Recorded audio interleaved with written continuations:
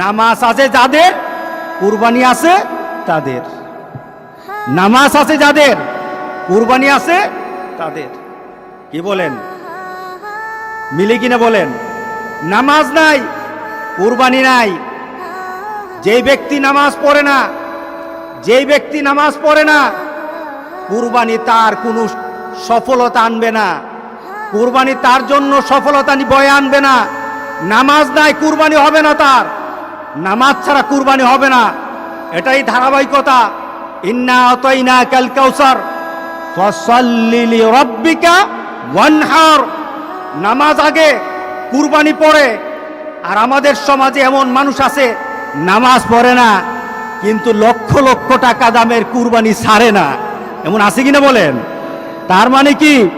সে দিন বুঝে না, সে ইসলাম বুঝে না, সে মুহাম্মদ সাল্লাল্লাহু আলাইহি সাল্লামকে দেওয়া আল্লাহর ঘোষণাও জানে না, ইব্রাহিম আলাইহিস সালামকে দেওয়া সেই কুরবানির নীতি জানে না।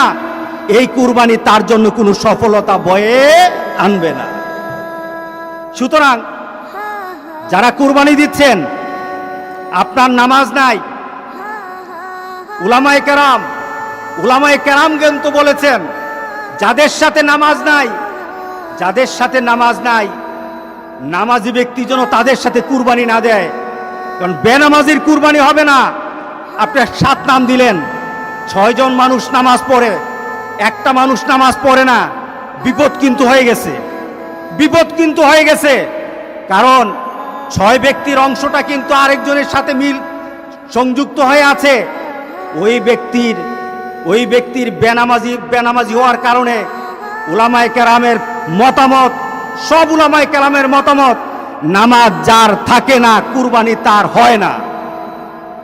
সুতরাং আমরা আজকে সিদ্ধান্ত নেব ইনশাআল্লাহ, নামাজ ছাড়বো না। রাজি আছি সবাই? কি ছাড়বো না বলেন? নামাজ ছাড়বো না।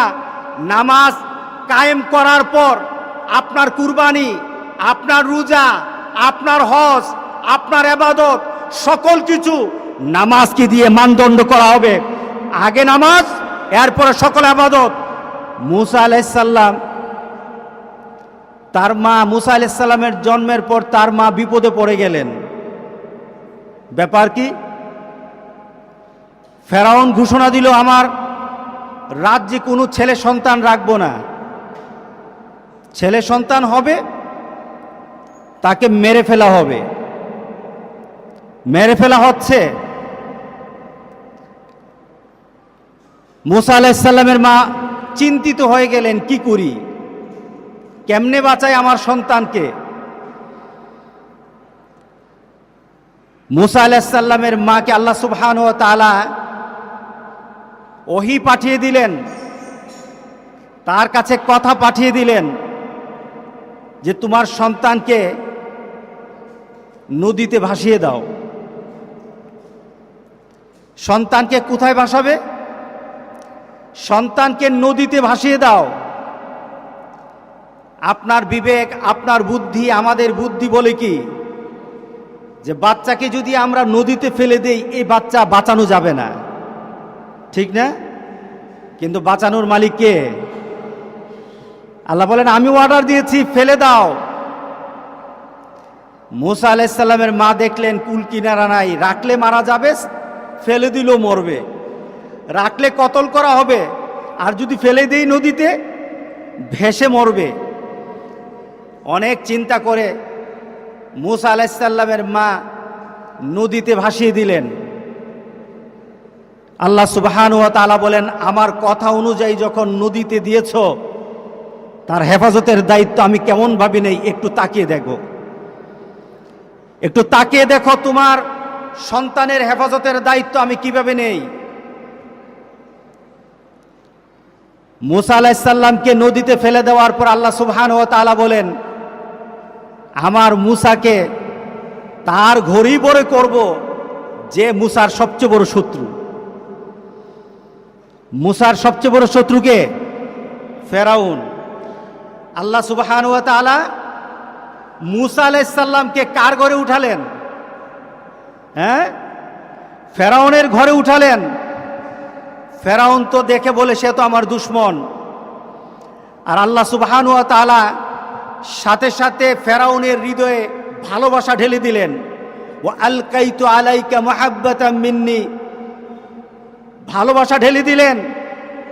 যে তার চরম শত্রু, যার জন্য এত মানুষকে, এত সন্তান, এত ছেলে বাচ্চাকে মারা হচ্ছে, সে কিন্তু ফেরাউনের সামনে। আল্লাহ বলেন, ফেরাউন, তুই যার ভয়ে এত সন্তানকে হত্যা করলি, সে কিন্তু তোর সামনে টের পাবি না। সেই তোকে মৃত্যুর কারণ, তোর জন্য মৃত্যুর কারণ হবে। কিন্তু আমার বান্দা যখন আমার কথা শুনে, আমি আমার বান্দার হেফাজতের পূর্ণ দায়িত্ব নেই। ফেরাউন, আমার এই বান্দাকে, আমার এই মূসাকে তুই বড় করবি। মূসার মা কি চিন্তা করছিল যে এই ফেরাউনের ঘরে গিয়ে তার বাচ্চা ঢুকবে? না, মূসার মা তো মনে করেছিল, মূসা আলাইহিস সালামের মা মনে করেছিল আমার বাচ্চা তো নদীতে ডুবে যাবে।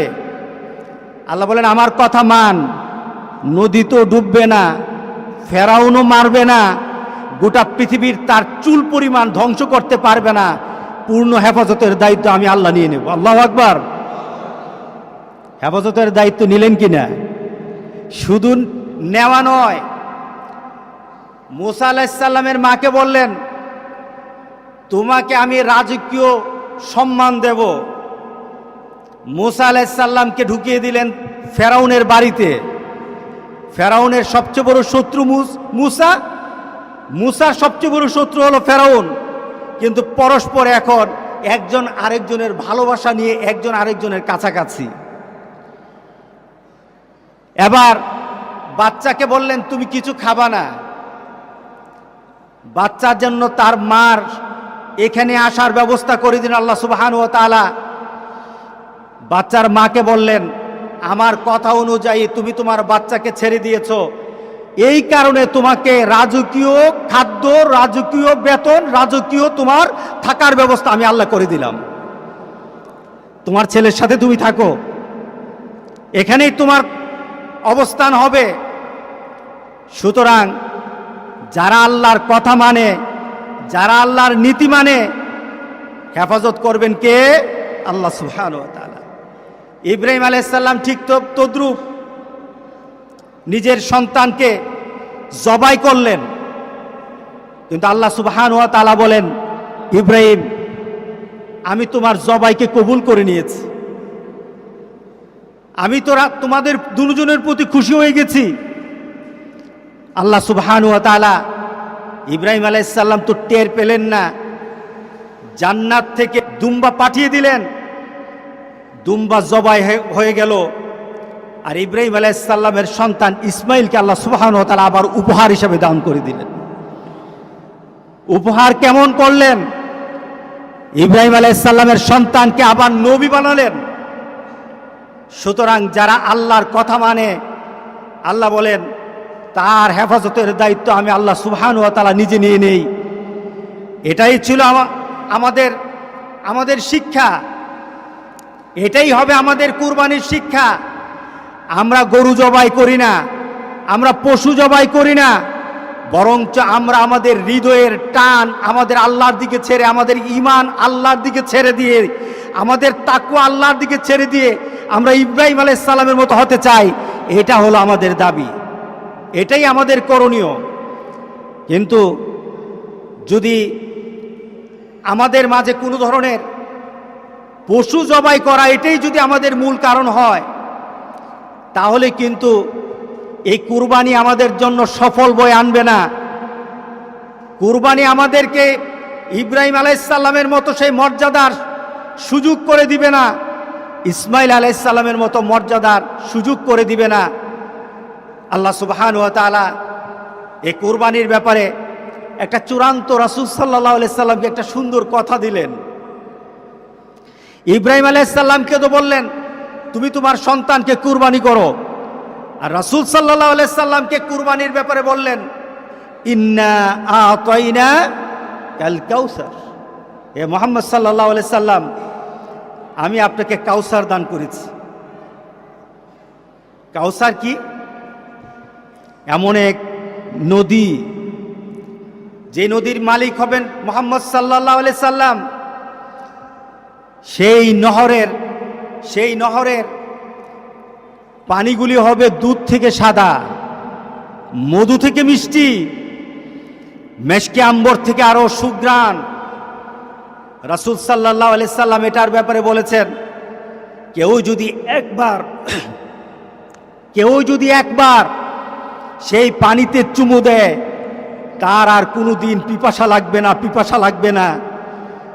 রাসূল সাল্লাল্লাহু আলাইহি সাল্লামকে এই মর্যাদা দান করে আল্লাহ সুবহানাহু ওয়া তাআলা বললেন, হে মুহাম্মদ সাল্লাল্লাহু আলাইহি সাল্লাম, আমি আপনাকে কাউসার দান করেছি, ইন্না আতাইনা কাল কাউসার।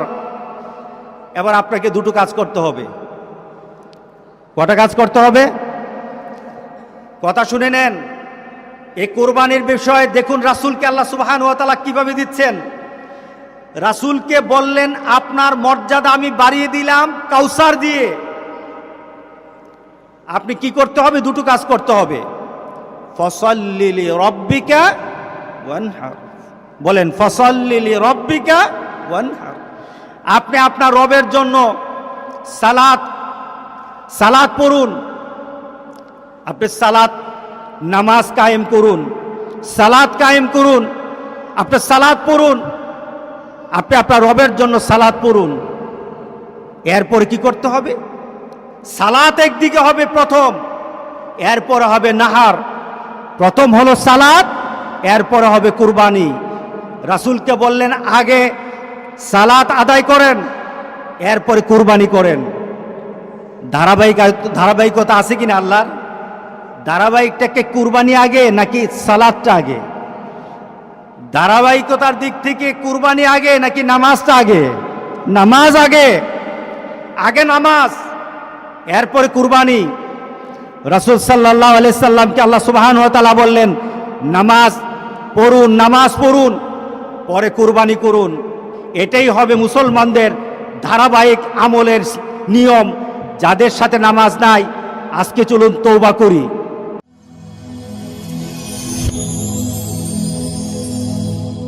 Rose TV 24. Enjoy by listening to the Holy Quran.